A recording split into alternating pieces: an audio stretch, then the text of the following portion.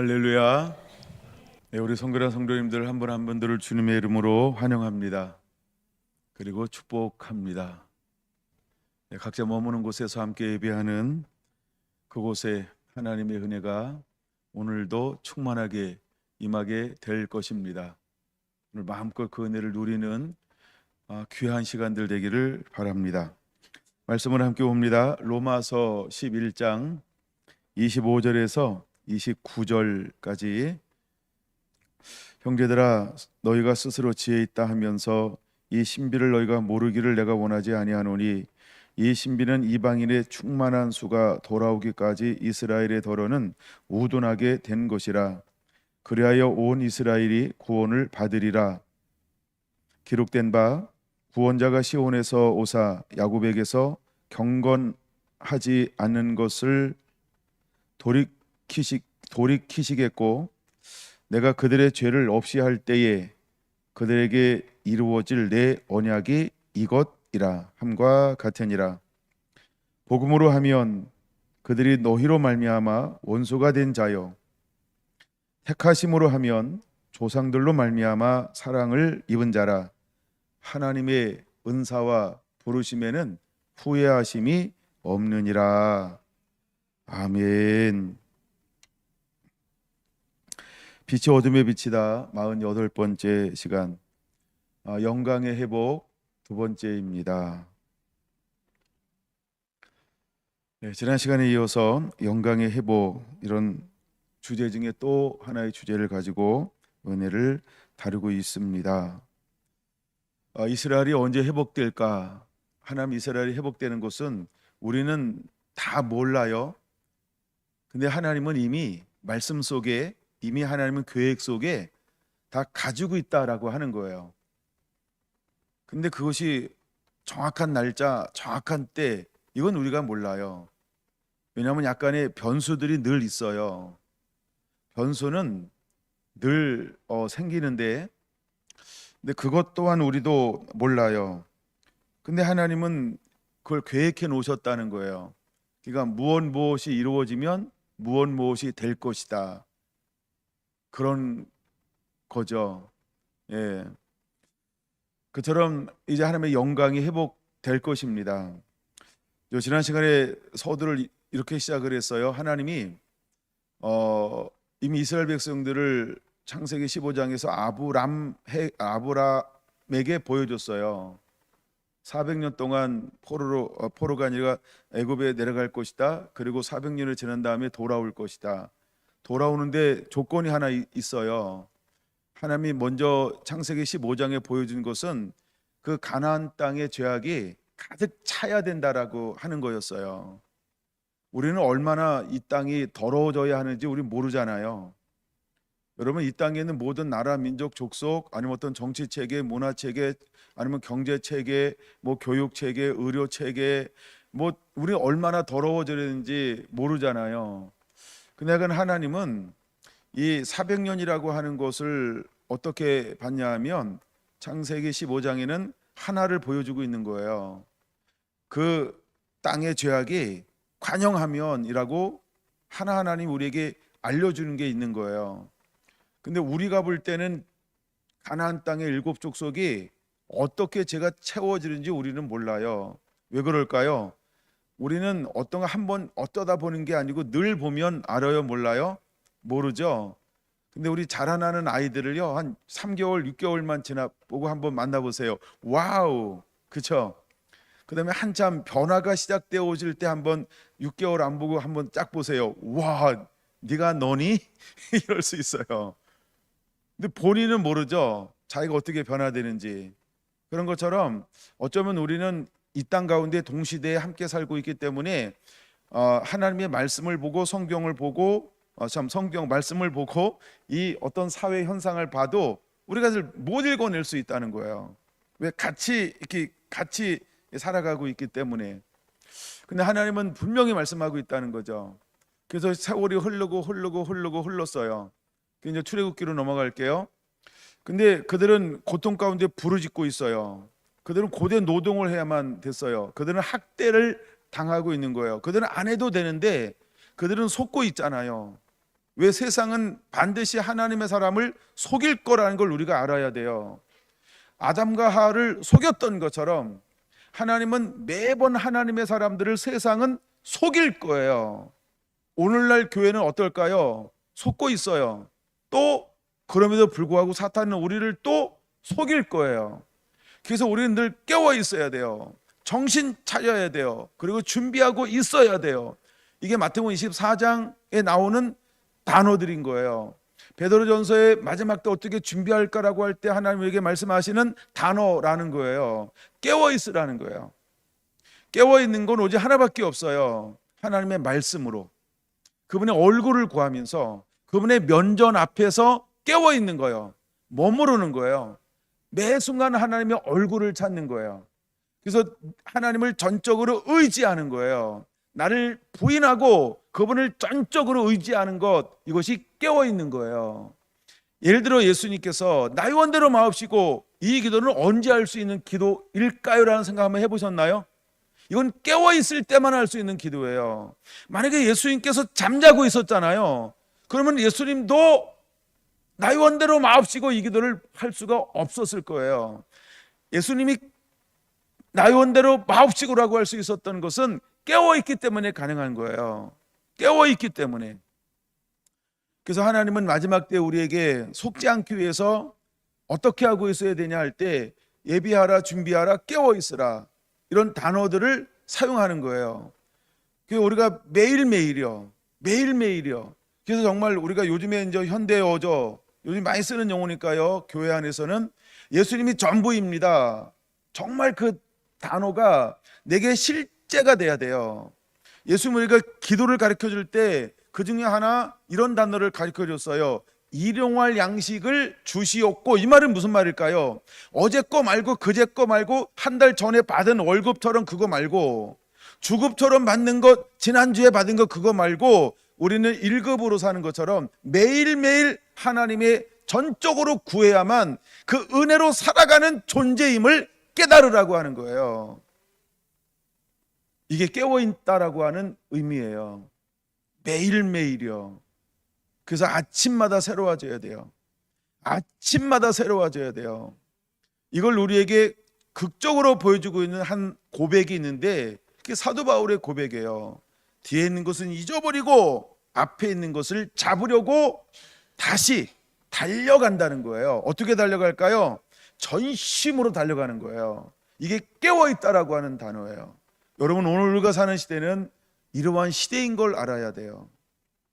출애굽에서 우리에게 하나님이 보여주고 싶은 것은 이미 모세가 드러나기 전 80년, 그리고 가나안 땅에 들어가기 120년 동안 이미 그 전에 하나님께서 한 사람을 통하여 보여준 것이 있어요. 그들이 억압받고 고통 가운데 학대받고 생활의 염려와 근심과 걱정으로 중한 노동을 하고 있을 때 하나님은 그 고된 노동 가운데 부르짖음을 들으시고 하나님은 한 사람을 찾아냈어요. 그 사람이 누구라고요? 아므람과 요게벳이라는 거예요. 그래서 요게벳을 우리가 주목해 봐야 돼요. 요게벳은 어떤 이름을 뜻을 가지고 있다고요? 요가 뭐라고요? 하나님, 여호와. 게벳은요, 카봇에서 온 말인데 영광이라는 말이에요. 그러니까 하나님의 영광이라는 뜻이에요. 그는 하나님의 영광을 품은 사람이에요. 그는 하나님의 영광이, 하나님은 요게벳을 통해서 이 땅 가운데 회복하기를 하나님은 이미 80년 전에 120년 전에 작정했다라고 하는 거예요. 어때요, 여러분? 모르죠? 하나님이 어마어마한 계획을 이미 가지고 계신 거예요. 그래서 그 하나님의 놀라운 계획을 가지고 있어요. 근데 계획이 드러나기까지 얼마의 시간이 걸려야 됐을까요? 최소 80년, 81년, 82년, 이게 기다려지는 시간이라는 거예요. 성막이 지어지기까지 기다려야만 되는 거예요. 이스라엘 백성들을 출애굽하고 하나님의 산 시내 산에 머무르고 그들이 하나님의 말씀을 따라 머무르면서 성막을 완전히 봉헌하여 올리는 그 순간까지 하나님의 영광의 회복은 아무도 몰랐어요.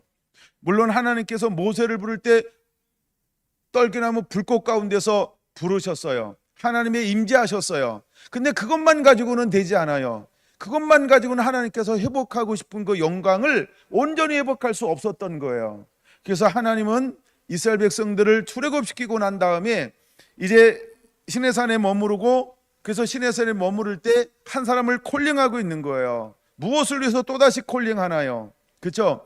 요게벳, 그의 아들로 태어난, 그래서 그가 아름다움을 보고 3개월 동안 숨겼고, 그 다음에 그를 젖을 먹이며 양육했고, 그를 위해서 중보기도 했던 그 배후의 요게벳의 모든 것들이 다 동원되어져서 하나님의 때가 되니까 떨기나무 북 가운데서 부르셨고, 그 다음에 바로 앞에서 수많은 기적과 이적과 표적과 하나님이 함께 하심과 역사를 세상과 이스라엘 백성들에게 그대로 드러냈던 그 한 사람, 그리고 하나님께서 약속하신 그 백성을 이끌고 선도주자로 나왔던 그 한 사람을 통하여 하나님은 정말 하고 싶었던 것을 이제 드러내기 시작하는 거예요.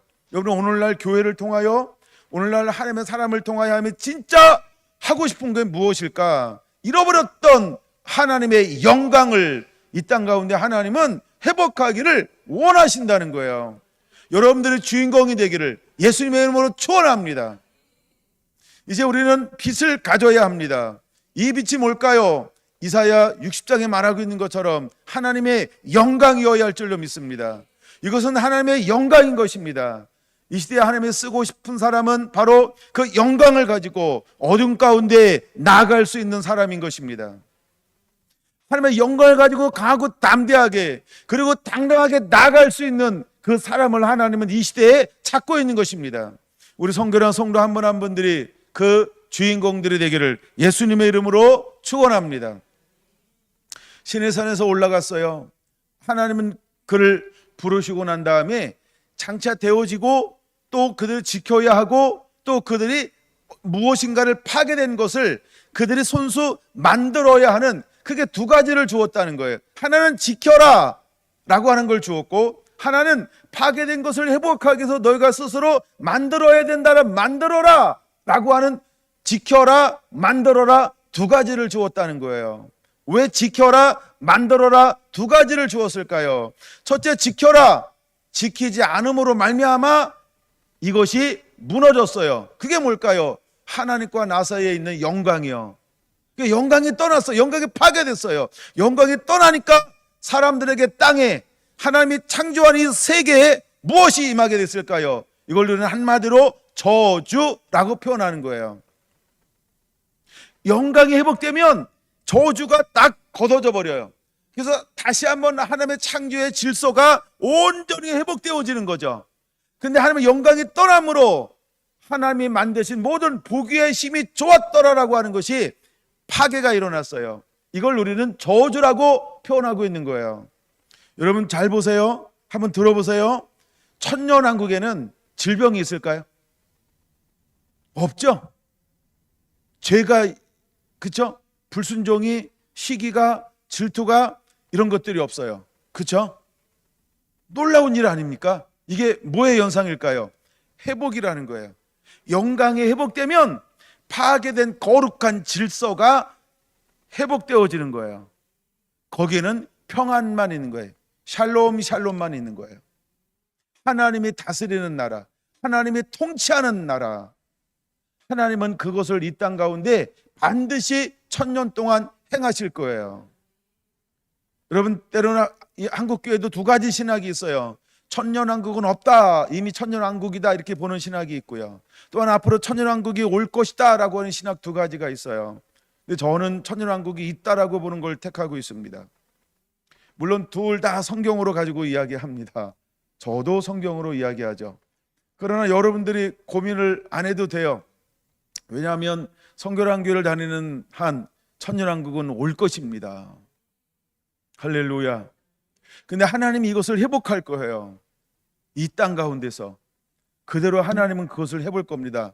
저는 그렇게 보는 이유가 바로 이겁니다. 하나님이 무엇을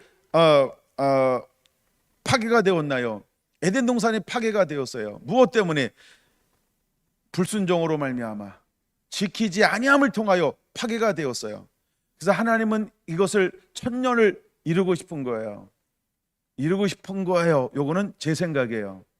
왜냐하면 아담의 나이가 1000년이 안 넘어요.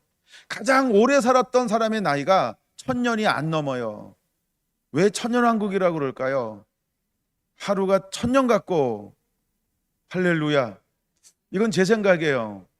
하나님은 하루를 한번 해서 다음 날을 보고 싶은 것이다. 이런 생각을 저는 해봅니다. 왜 천년왕국일까? 왜 1000년 동안일까? 물론 또 다른 의미도 있습니다만 천년하고 영원한 어떤 이런 의미도 있습니다. 근데 하나님은 이 땅 가운데 사람을 창조하시고 하루도 못 버티고 타락함으로 불순종함으로 말미암아 이것이 파괴된 것에 대해서 하나님은 또다시 어떤 계획을 세웠을까요? 이 땅 가운데 1000년이라는 왕국을 다시 한번 세우고 싶은 거예요. 그래서 계시록 보면 1000년 왕국이 끝날 쯤에 뭘 잠깐 풀어 놓아요. 그렇죠? 무적행에서 사탄을 다시 잠깐 풀어 놓아요. 왜 그럴까? 그거는 우리하고 아직까지는 그렇게 별 상관이 없으니까 몰라도 됨. 저도 특별한 이유는 없음. 그러나 굳이 물어보면 변명은 할 수 있으나 별로 중요하지 않다고 생각해서 평상시 얘기하지 않는 부분, 약간 그런 것들이 있긴 해요. 근데 저도 잘 몰라요, 사실은. 추측은 할 수 있죠. 많은 사람들이 추측은 하니까요. 근데 하여간 하나님이 이것을 회복할 거라는 거예요. 자, 첫째, 파괴된 걸 하나님이 지켜라.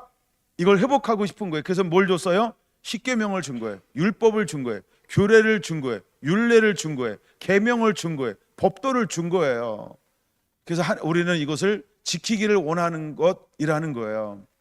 두 번째, 하나님은 우리가 불순종함으로 정령 죽으리라 해서 죽었을 때 무엇이 우리에게 죽음은 무엇이 없을 때 죽음이라고 하는 게 이 땅 우리에게 임하게 됐을까요? 여호와의 영광이 떠난 것이 우리에게는 뭐라고요? 죽음이라는 거예요. 이걸 다른 말로 말하면 우리는 성령이 우리와 함께하지 않는 것, 영이 함께하지 않는 것, 이걸 우리는 죽음이라고 표현하는 거예요. 근데 하나님은 시내산에서 모세를 불러서 또 하나 뭘 보여주고 있다는 거예요. 왜 이걸 이렇게 장황하게 보여줄까요? 이거를 전부 보여주는데 며칠이 걸렸을까요? 40일이 걸렸어요. 자, 한 번 올라갔다가 내려왔어요. 또 다시 올라갔다가 내려왔어요. 물론 이걸 깨버렸어요. 예, 머릿속에다 하나님이 다 새겨 줬을 텐데도 불구하고 하나님이 보여주는 걸 파괴했을 때 또 다시 올라가야만 됐어요. 이것이 우리가 두 개가 절대적으로 필요하다는 걸 하나님은 보여주는 거예요. 근데 하나를 보여주기 위해서 40일로 충분하다고 한다면 두 번째 올라갔을 때 10일이나 20일이나 30일이나 이게 좀 단축되어져야만 했을 텐데 또다시 40일이었다는 거예요. 왜 40일이냐? 저도 몰라요. 이게 아주 저한테 난해한 건데 하여간 몰라요. 왜 똑같은 거 하나는 주고 하나는 깨졌는데 깨진 걸 회복하면 왜 똑같이 40일이냐? 이게 난해한 거예요, 저에게는. 그러나 하여간 하나님은 우리가 모르는 걸 뭔가 하셨겠죠? 근데 중요한 건 그냥 이거라는 이거 아는 거에 초점을 맞춰야 돼요. 모세에게 하나님은 두 번째 뭘 하기를 원했을까요? 성막을 짓는 모든 식양을 가르쳐 줬다는 거예요. 보여주었다는 거예요. 하나님께서 눈을 열고, 그렇죠? 영의 눈을 열어서 천국에 있는 걸 하나하나 보여줬어요. 그리고 모든 수치와 무게와 모든 모양, 무늬를 전부 다 보여줬어요. 그리고 그걸 하나하나 잊어버리지 않도록요, 엄청난 기억력, IQ 220 몰라요. 얼마나 돼야 안 잊어버릴지. 전 그 정도가 안 돼봐서 모르겠는데 하여간 하나님이 지혜와, 그쵸, 지혜와 지식의 영을 확 부어줘 가지고요, 한 번 보여주고 한 번 들은 거를 안 잊어버리게 만들어 주었다는 거예요. 하여간 영은 그렇게 할 수 있어요.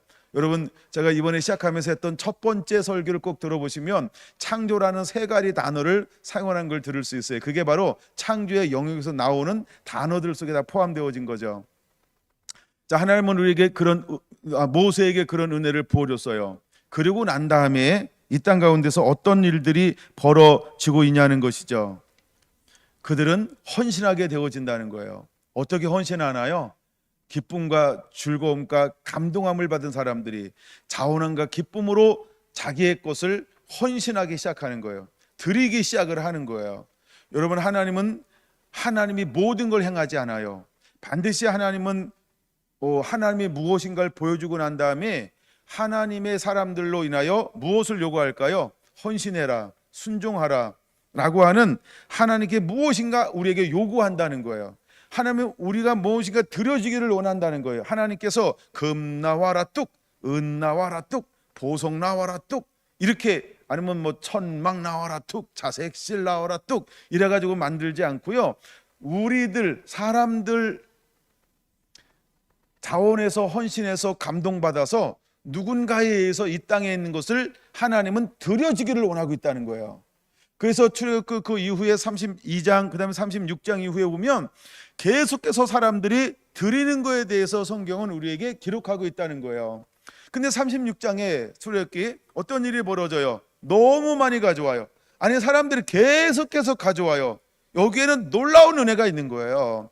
은혜가 임하고 말씀이 임하면 아무 때나 가져오지 않았죠. 하나님의 성령이 임해서 드리기를 원하는 감동이 각 사람들에게 임했을 때 그들은 어떻게 드리든가요?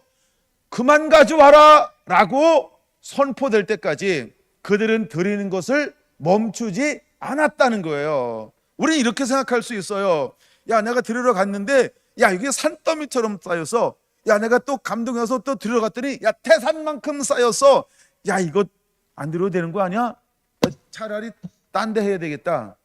야, 여기는 많잖아, 딴 데 해야지. 우리가 이렇게 오늘날 생각하는 분들이 얼마나 많은지 몰라요. 근데 이 드려지는 것을요, 그들은요, 태산만큼 쌓이든 산더미처럼 쌓이든, 그쵸, 뭐 백두산처럼 쌓이든, 가장 높은 산이 무슨 산이에요? 히말라야처럼 쌓이든, 이들은 쌓인 걸 본 게 아니에요. 그들의 초점이 어디였어요? 마음에 주는 감동을 주체할 수 없었다는 거예요. 여러분, 이게 뭘 의미하는지 아세요? 그들은 하나님을 사랑하는 거예요. 그들은 나라가 이루어지기를 헌신한 사람들이라는 거예요. 내가 얼마를 드렸냐, 내가 몇 번을 드렸냐, 내가 어느 정도 했느냐, 여기에 초점이 한 번도 추격해 보세요. 안 나와 있어요. 그렇죠? 이들이 한 번 드렸는지 10번 드렸는지 그것도 안 나와 있어요. 중요한 건 뭐만 나와 있어요? 성령의 감동을 따라 자원함으로 줄거이 세 단어만 나와요. 드렸다는 거예요. 근데 그렇게 드렸는데 결과가 어떤 결과를 맺었다고요? 너무 많아서 이거 쓰기에 남으니까 그만 드려라. 모세요. 이제 그만 드려야 될 것 같아요. 그만 드리라고 좀 말씀해. 이거 너무 계속 쌓이고 있어요. 와우. 여러분, 마지막 때 영광이 회복되면 대부분과 대추수를 위해서 이 땅 가운데 필요한 모든 재원들은 산더미가 아니고 태산만큼 하나님의 사람들로 사역으로 몰려들게 될 것이다. 할렐루야. 반드시 그런 일이 이루어질 걸 믿으시기 바랍니다. 이걸 뭐 잘못 썼냐 잘못 못 썼냐 그거는 전혀 중요하지 않아요. 그건 여러분들이 따지도 말고 생각도 하지 말아요. 그렇죠? 잘 쓰면 천국, 못 쓰면 지옥이야. 그렇죠? 여러분의 심판자가 되지 않게 되길 원합니다. 자, 근데 보세요. 이사야 60장에 여호와 영광이 임했어요. 일어나 빛을 발하기 시작해요.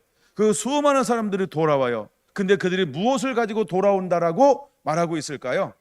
뭘 가지고 돌아오나요? 은금, 보물, 폐물, 각종, 그쵸? 이 땅에 있는 모든 보물이라고 하는 것을 전부 가지고 와요. 누가 가지고 오는 걸까요? 누가 가지고 오는 걸까요? 이방인들이요. 그럼 그것이 어디에 쓰임 받을까요?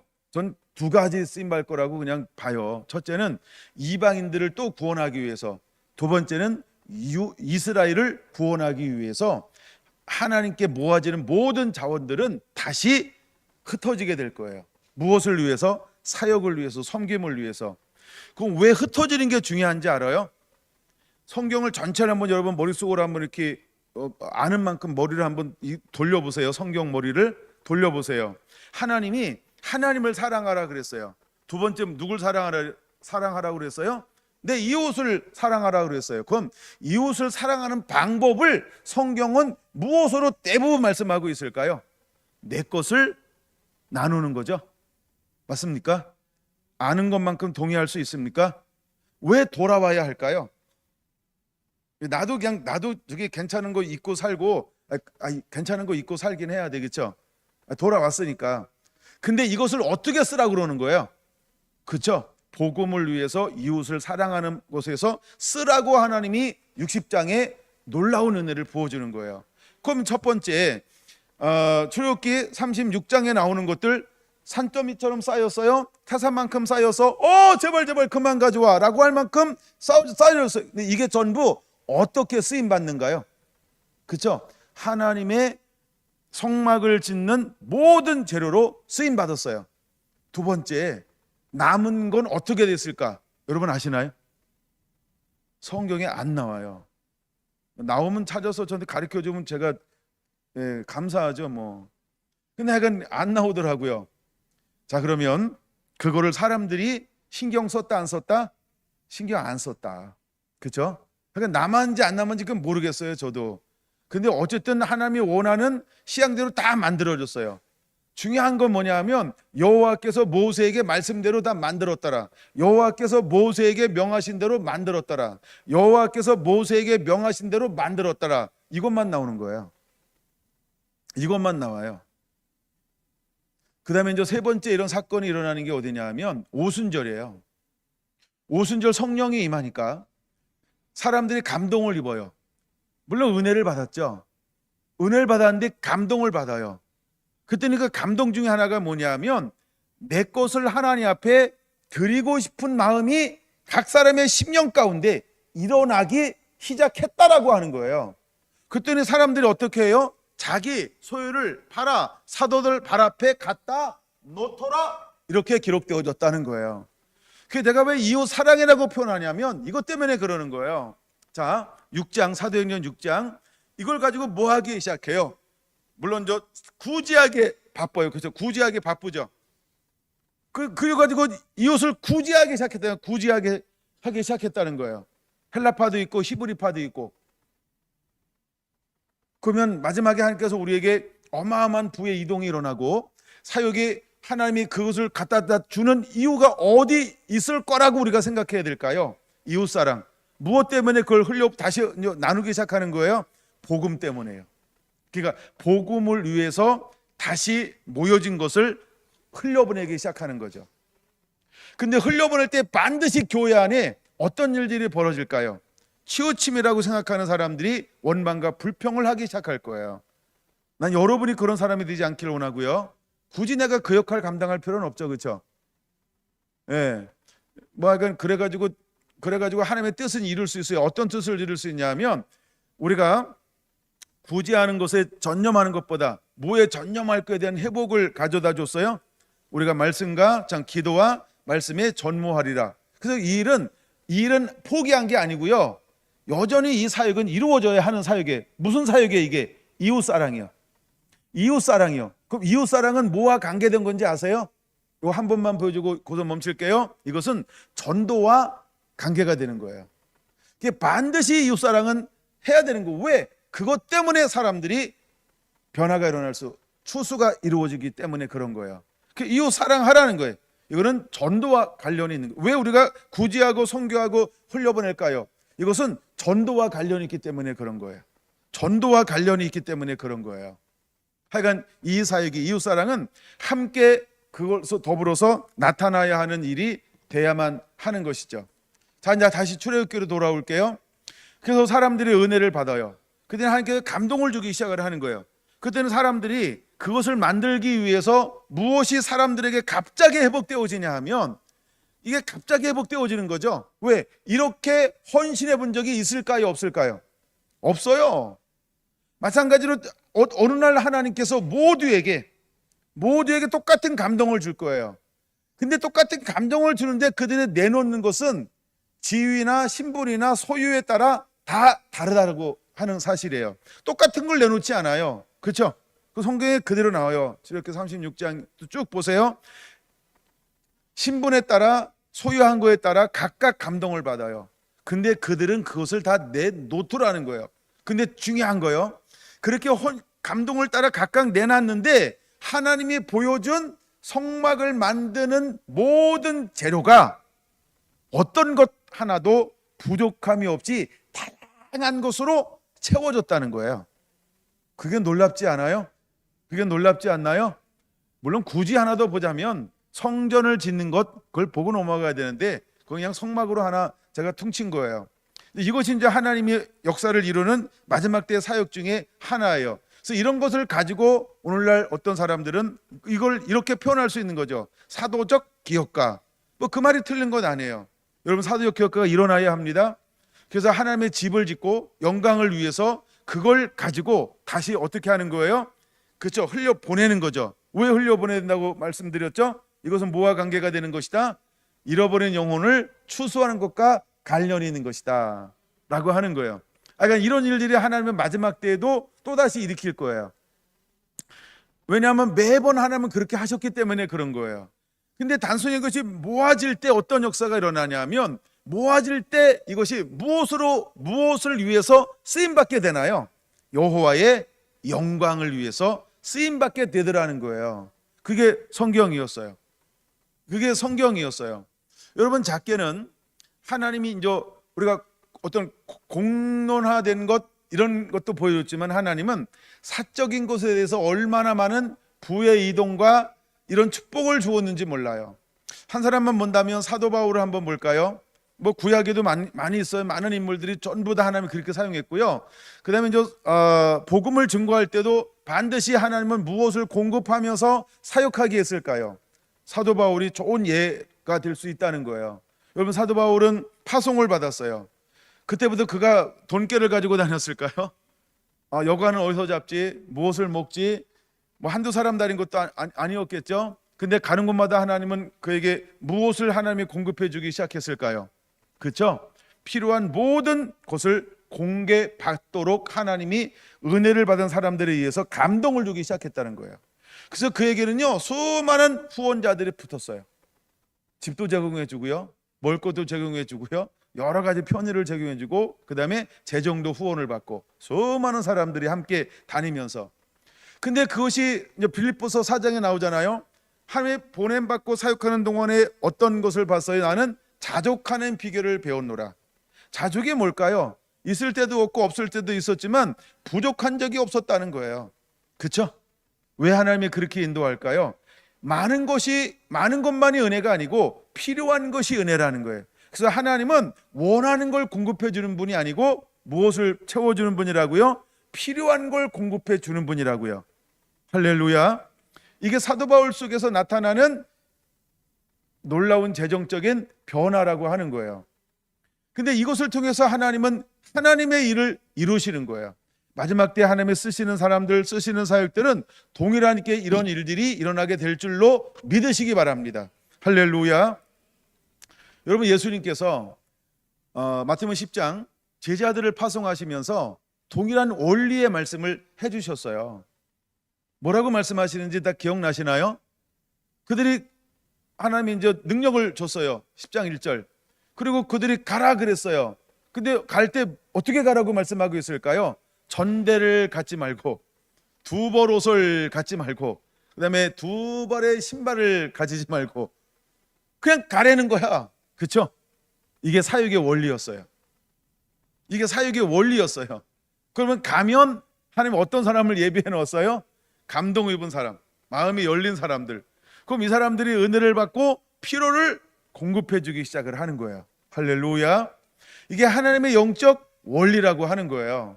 앞으로 사역도 이렇게 일어나게 될 줄로 믿으시기 바랍니다. 우리가 이제 빛을 가지고 어둠을 향하여 나갈 때 반드시 이 원리는, 이것이 우리가 사역을 시작할 때 한 걸음을 두 걸음을 옮겨 놓을 때 반드시 이 원리는 나를 따르게 되어 있다, 이렇게 믿으셔도 돼요. 할렐루야. 나는 그걸 이미 난 받으면 떠날 거야 이러잖아요. 곤란합니다. 아주 몰라요. 제가 하나님이 아니어서 받으면 떠날게 그러면 하나님 어떻게 반응할지 전 잘 모르겠어요. 근데 그래도 하나님이 야, 넌 꼭 필요하다라고 하나님이 하시면 그렇게 하실지도 몰라요. 근데 받아가지고 떠나잖아요. 그러면은 짐꾼을 몇 명 붙여야 될 거예요. 요즘에는 카드만 가져가면 되나? 네, 그걸 몰랐네. 근데 그 오지에 가면 카드 쓸까요? 제가 이번에 어디 갔다 왔잖아요. 원도 안 받고요, 달러도 안 받아요. 뭐만 받아요? 그 아주 이름이 굉장히 별로 이렇게 좋지 않은 이름이에요. 패소. 몇 대 맞을래요? 돈 이름이 패소인데, 와 진짜 이제 우리가 올라고 공항에 딱 나갔거든요. 거기는 왜 이렇게 텍스를 많이 받는지 세금을 계속 걷어요. 막 근데 어느 분이 이제 우린 통과했어요. 근데 우리 뒤에 있는 어느 남자분인데 달러를 내놓는 거 했더니요. 말이 안 되니까 손짓으로 가래는 거야. 안 받는다고. 근데 계속 자기는 달러만 보여줘. 근데 몰라요 그분 통과했는지 안 통과했는지. 그렇더라고요. 알아야 돼요. 네. 그런 거예요. 자, 필요하면 하나님께서 우리에게 하여간 그런 공급을 줄 거라는 거예요. 하여간 이런 건 우리가 반드시 사역할 때 영광이 회복되고 나타날 때 많은 부분들이 그냥 자동적으로 아마 회복이 되어질 것입니다. 다시 이제 출애굽기로 넘어가서요. 자, 이제 그들은 어떻게 합니까? 헌신하기 시작합니다. 근데 헌신은 그냥 하는 게 아니죠. 감동이 임하니까 헌신하는 거예요. 그럼 감동이 주었다고 다 헌신할까요? 아니죠. 이게 36장에 그런 게 기록되어져 있어요. 그저 자원하는 마음이 있는 사람은 이렇게 표현하고 있어요. 그러니까 하나님의 은혜를 줘도 누가 헌신한다고요? 그 안에 자원하는 마음이 있는 사람만이 그 사역에 헌신할 수 있게 될 거라는 거예요. 그런 회복들이 일어납니다. 그들은 순종합니다. 자, 그리고 그들은 어떻게 감당했어요? 여호와께서 모세에게 명령하신 대로 그대로 순종하기 시작했어요. 오홀리압과 부살렐 그리고 성령의 감동함을 입은 사람들이 모세에게 보여준 그대로, 모세가 오홀리압과 부살렐에게 그대로 보여준 그대로, 그 다음에 그 사람들이 또 각각 맡은 파트별로 오홀리압과 부살렐이 명령한 그대로 모든 헌신된 사람들이, 하나님의 영에 감동된 사람들이 일사천리로 한 마음 한 뜻 같은 생각 같은 열매를 맺는 것처럼 하나님이 원하는 그대로 만들어내기 시작했다는 거예요. 여러분, 여기에 놀라운 사역의 비밀이 있는 거죠. 우리가 각각 은혜를 받고 부분적 성령을 갖고 부분적 음성을 들었다 할지라도 이걸 하나로 딱 모아놓으니까 뭐가 됐더라? 여호와께서 모세에게 명령하신 대로 되었더라. 할렐루야. 내게 들어가면 안 되는 거예요. 내 고집이 들어가면 안 되는 거예요. 우리 가끔 이럴 수 있잖아요. 다른 건 몰라도 이것만큼은 내가 양보할 수 없어요. 목사님 널리 양해해 주세요. 우린 홍익인간입니다. 아우 왼수 홍익인간 때문에 안 될 수 있어요. 내려놓을 바에요 전부를 내려놓으세요. 아멘. 그리고 하나님이 그 시에 주시는 감동과 그 시에 선포되는 그 말씀, 그 메시지를 따라 그대로 순종하는 거예요. 지난번에 이렇게 했는데 왜 이번에 이렇게 해야 돼요? 그걸 낸들 알아요? 그렇게 감동이 온 걸요? 그러면 알아요? 그 이유를 아시나요? 그렇죠? 왜 지난번에 이렇게 했고 이번에는 이렇게 했는지 그걸 아세요? 그렇죠? 아무도 몰라요. 여러분, 우리는 하나님이 우리를 이해시킨 다음에 순종하기를 원하는 게 아니에요. 순종은요, 이해하고는 상관이 없는 부분이에요. 그러면 하나 더, 이해라고 하는 것은 어떤 영역인가요? 이건 우리들의 영역이에요. 이건 혼의 영역이라고요. 지정의 혼의 영역인 거예요. 근데 가끔 우리는 착각하고 있어요. 내가 논리적으로, 내가 이치적으로, 내가 순리적으로 내가 뭔가 이해가 되면 할게요. 날 설득 한번 해주세요. 이거는 혼의 영역이에요. 영의 영역이 아니에요. 우리가 많은 사람들이 이것을 착각하고 있어요. 마치 자기가 이해되고 설득되면 나는 그때 기쁨으로 할 거예요. 자원함으로 할 거예요. 막 전부를 다 할 거예요. 이렇게 혹시나 마음 먹거나 그렇게 행동했던 사람이 있으면요, 내가 기회 줄 테니까요 철저하게 회개하세요. 예, 그걸 혼의 영역이에요. 그 멋있는 거 절대 아니에요. 여러분, 그거 계속해서 가지고 있잖아요. 천국 가면 그분은 못 올 확률이 굉장히 높아요. 예, 그래서 우리는 이해라고 하는 영역은 믿음 안에서는 그걸 내려놔야 돼요. 그 혼의 영역의 이해를 말하는 거예요. 영의 영역의 이해 말고요. 그래서 우리가 혼에서 나오는 이런 나를 설득해 주세요, 나를 설명해 주세요, 내가 이해되도록 해 주세요, 아니 예를 한번 들어 주세요, 내가 왜 해야 되는지 충분히 한테 설명을 해 주세요. 뭐 이런 거, 왜 나는 요만큼 하는데 딴 사람들은 이만큼 알아야 돼요? 나도 처음부터 그 프로젝트에 그 계획에 나도 껴주세요. 뭐 이런 거 막 주장할 수 있어요. 아우 진짜 그건 혼입니다. 혼나야 돼요. 그것 가지고는 하나님이 역사할 수가 없기 때문에 그래요. 근데 이 출애굽기 39장의 단어가 뭔지 아세요? 여호와께서 모세에게 명령하신 그대로 되었더라. 여러분, 우리는 그 사람이 돼야 돼요. 그래야 하나님께서 우리에게 무엇을 회복할 수 있을까요? 영광이요. 그럼 여러분 다시 한번 들으세요. 출애굽기 창세기 3장이에요. 언제 무너졌을까요? 영광이요. 하나님 나라는 언제 파괴되기 시작했을까요? 그렇죠? 불순종이요. 제가 지난번 이렇게 한번 말씀드린 적이 있어요. 왜? 왜 나만 몰라? 뱀 언제 말씀했다고? 야, 근데 나한테 하나님 이럴 수 있어요? 하나님 날 먼저 알지 않았어요? 섭섭해요 하나님. 이것 때문에 무너졌다고요. 누가? 하와가요. 섭섭해하지 마세요. 먼저 알았는데 뭐 어쩌라고. 그렇죠? 그냥 몰라도 되는 거예요. 누가 먼저 알 수도 있고 좀 늦게 알 수도 있고 이렇지 뭐. 그렇죠? 안 그런가요? 저희 교회에서 제일 늦게 하는 사람이 누굴까요? 저의 그림자요. 사모님은 아무것도 몰라요. 예. 제가 사모님하고 꼭 필요한 거 아니면 절대 얘기를 안 해요. 의논을 뭐 사모님하고 뭐 이불 속에서 그런 거 하지 않아요. 이불 속에서는 사랑만 하는 거예요. 이불 속에서 전략을 세우는 건 아니에요. 그러니까 제일 나한테 그 불만을 많이 했던 사람이 사모님이셨어요. 과거형이니까 잘한 거죠, 여보. 과거형이에요, 과거형. 예. 한 30년 동안 이렇게 목회하다 보니까 이제 아는 거죠. 나랑 상대 안 해도 될 건 다 되는구나, 이런 거. 이건 이제 농담인데 어떻게 들을지 모르겠어요. 철들었구나 이렇게 생각하는 거예요. 여러분은 어때요? 근데 하와가 넘어지는 이유가 섭섭함이에요. 나한테 나를 빼놓고 너한테? 이거요. 근데 잘 보세요. 영광에 회복하기 위한 조건이 뭐냐면 하와가 무너졌던 것이 그 성막을 짓는 사람들에 의해서는 다시 회복이 일어나야 한다는 거예요. 그래서 회복하기 위해서 하나님께서 부어준 은혜가 뭐예요?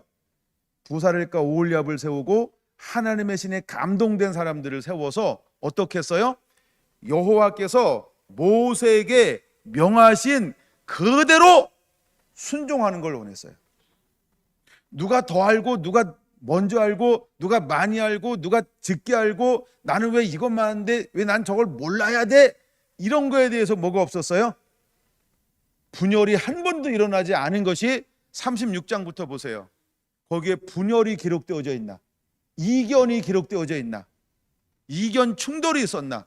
한 개도 안 나와요. 왜 안 나올까요?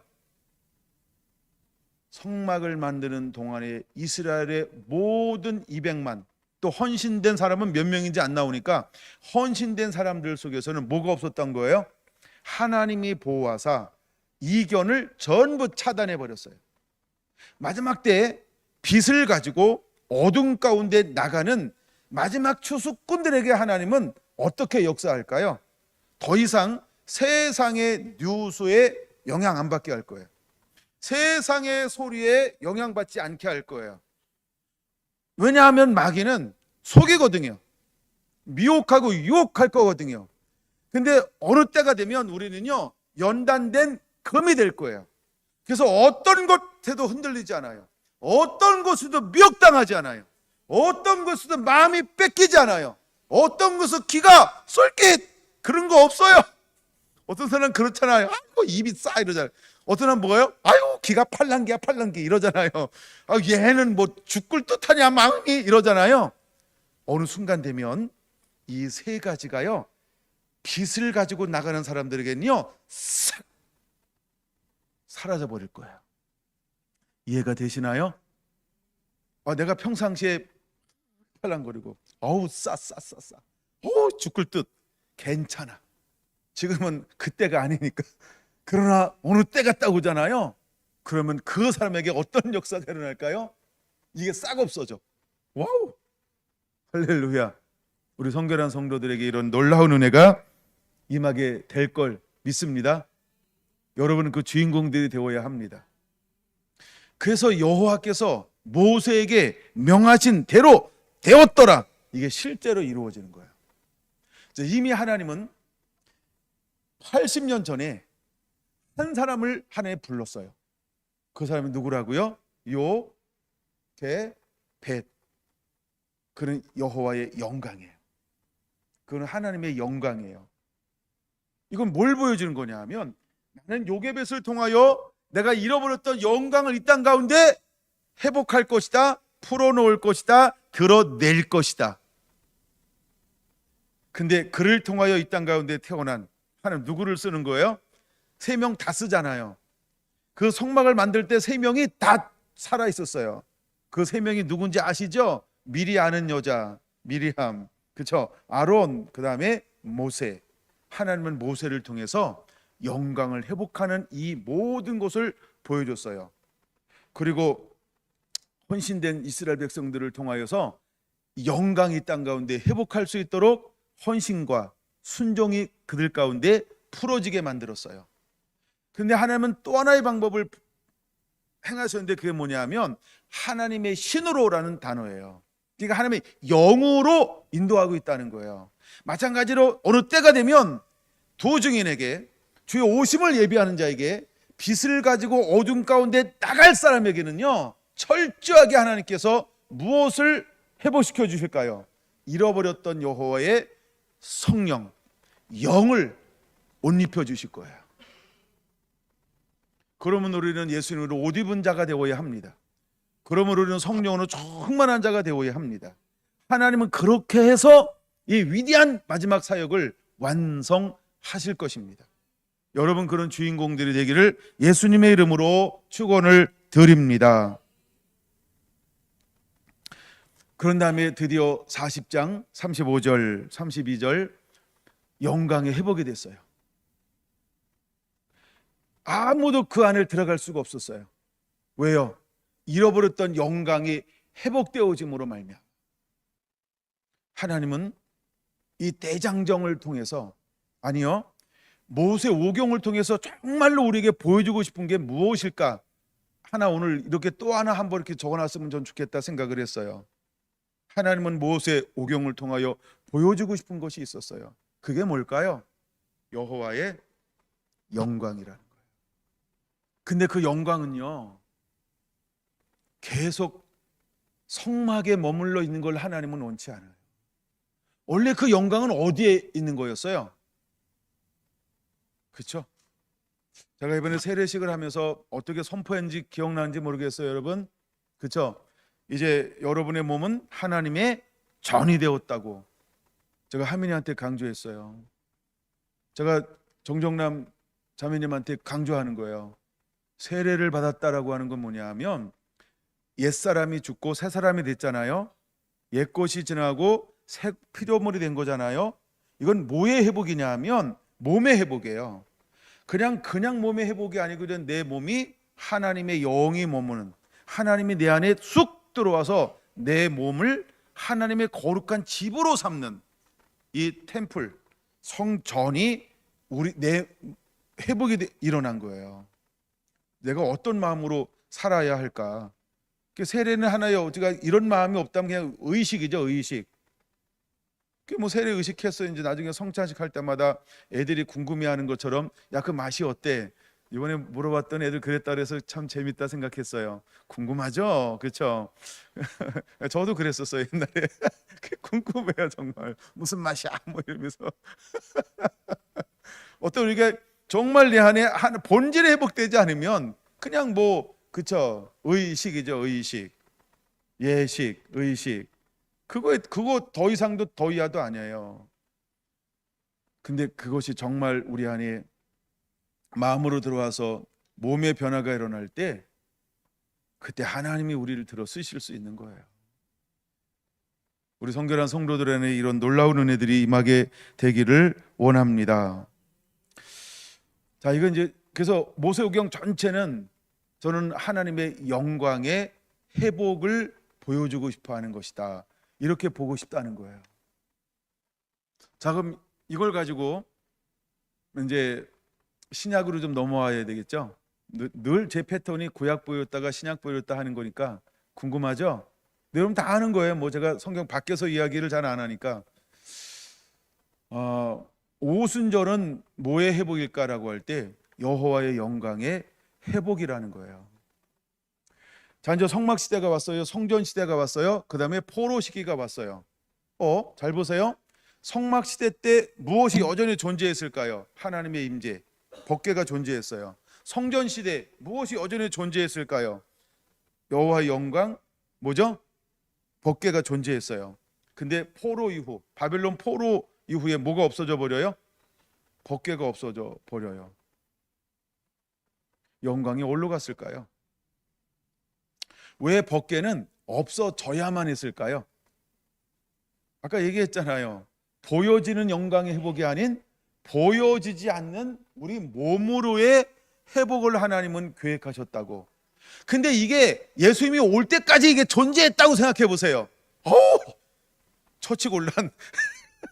이걸 누가 없앨 거야? 이걸 어떻게 없앨 거야? 이거를 우리가 이 불경스러운 죄를 누가 범할래?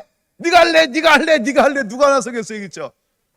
그랬더니 하나님께서 이스라엘에게 뭘 허용을 하는 거예요? 500여 년 동안, 과연 600년 가깝습니다. 600년 좀 넘네요 보니까. 그러니까 600여 년 동안 하나님은 그들에게 무엇을 잃어버리게 만들어요? 법궤예요. 그래서 그들이 돌아오고 난 다음에 성전을 수축합니다. 예배를 하는데 어떤 예배를 드리는 거예요? 법궤가 없는 예배예요. 근데 잘 보세요. 하나님의 법궤가 없으면 예배를 안 받으실까요? 받으실까요? 받죠? 받다가 답이에요. 근데 그걸 우리가 두 가지로 보는 거예요. 하나는 뭐냐 하면 하나님이 아무 말씀도 안 하시던 시대가 있었어요. 그럼 잘 보세요. 그럼 그들이 돌아온단 말이에요. 돌아왔죠. 70년이 지나고 나서. 그러면 400년 동안 아무 말씀도 안 하셨지만 돌아오고 나서도 여전히 하나님은 누구를 세웠다? 선지자를 세웠다는 거예요. 그럼 이 선지자는 뭐 하는 사람들이에요? 하나님의 음성과 메시지와 영을, 소통을, 임재를, 영광을 보여주는 사람이요. 그러다가 뭐가 없어지는 거예요? 이제는 선지자를 하나님이 세우지 않아요. 말라기로 끝나버려요. 무엇을 위해서 하나님이 이런 숨고르기 같은 시간을 하나님이 두셨을까요? 그렇죠? 이제는 밖에 있는 영광의 회복이 아닌 그 영광이 처음으로 돌아와야 돼요. 에덴 동산에서 빼앗기고 잃어버렸던 것이 하나님은 원형을 회복하기를 원하는 거예요. 그래서 더 이상 보여지는 곳에 그 영광에 머무르게 하는 걸 하나님이 원치 않아요. 그래서 하나님이 하셨던 것들이 뭐냐? 물론 하나님이 하셨으니까 또 하나님이 하셔야 돼요. 그게 뭔지 아세요? 예수님께서 다 이루었다라고 할 때 그 성전에 있는 무엇을 하나님 위에서부터 아래로 찢어 놓으셨을까요? 휘장이라는 거예요. 휘장은 뭐의 상징이에요? 하나님과 사람 사이의 가림막이에요. 건널 수 없는 강과 같은, 함부로 넘볼 수 없는 것 같은 우리의 어떤 것도 이것을 뛰어넘을 수 없었어요. 어떤 제도나 어떤 사람도. 근데 하나님이 스스로 이것을 어떻게 했어요? 막힌 담을 하나님이 헐어버리셨어요. 여러분, 예수님은요 죄만 파괴한 게 아니었어요. 죄도 파괴했죠. 마귀에게 뺏겼던 모든 것들을 전부 해소하기 위해서 죄를 파괴해야만 했어요. 두 번째, 하나님은 모세를 통해서 성막을 짓게 만들었던, 이것은 임시적인 거죠. 그래서 이것을 고린도전서는 뭐라고 표현하는지 아세요? 그림 자라고 표현하는 거예요. 무엇이요? 성막이요. 이건 그림자라고 하는 거예요. 이게 더 이상 예수님께서 이 땅에 오셨고 그분이 모든 걸 감당해냈을 때 그림자, 모형이 이 땅 가운데 남아 있어야 될까요? 모형까지도 없어져야 했을까요? 그래서 하나님은 예수님이 십자가를 지며 다 이루었다 운명하는 그때 이 땅에 있는 모든 모형을 그분이 준 것을 그분 다시 뭐 한 거예요? 다시 하나님이 거두신 거예요. 그게 휘장이 갈라지는 거예요. 이제는 모두에게 하나님은 어떤 계획을 가지고 있어요?